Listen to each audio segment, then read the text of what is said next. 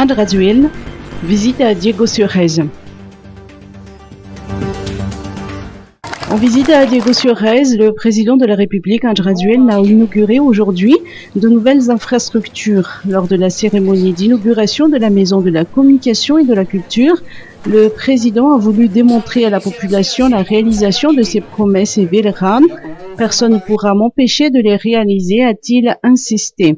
La ville de Diego-sur-Rez vient également d'être dotée du premier lycée Manarapinch à Dantziranan et d'un galodrome à Mourafin. D'autres projets présidentiels sont en cours de réalisation dans la capitale de la région Diana, pour ne citer que la construction de l'hôpital et le stade Manarapinch. Le président de la République a également promis à la population d'Antsiranan le bitumage de la RN6 qui est en mauvais état, ainsi qu'un centre de formation pour les personnes en situation de handicap et des personnes âgées dépendantes.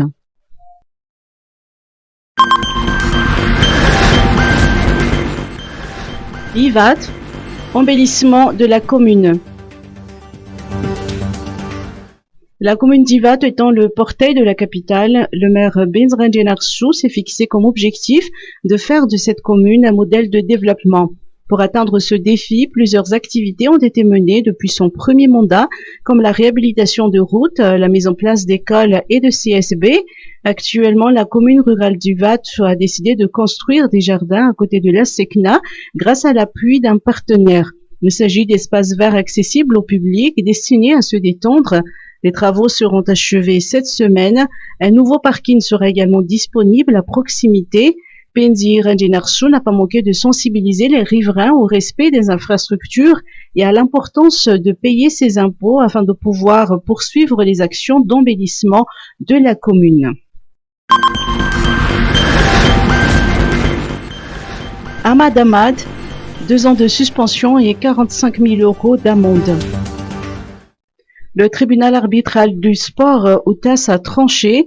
Ahmad Ahmad, président de la Confédération africaine de football, s'est vu réduire sa peine à 2 ans de suspension contre les 5 ans décidés par la chambre de jugement de la commission de l'éthique de la FIFA le 19 novembre 2020.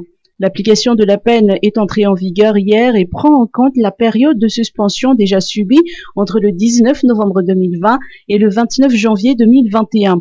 Par ailleurs, l'amende a été fixée à 50 000 CHF, soit environ 45 000 € au lieu des 185 000 € de la FIFA.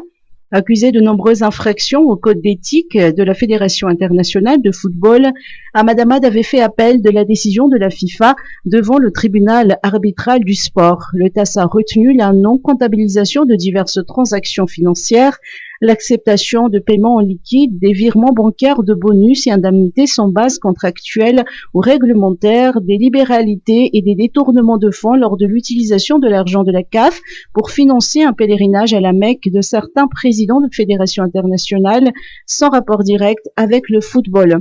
En revanche, la formation a libéré M. Ahmad de toute infraction liée au contrat Tactical Steel dans le cadre d'un contrat pour l'équipement du championnat d'Afrique des Nations 2018, d'où la réduction de la peine. Match des Barrias, Bolide ne sera pas de la partie.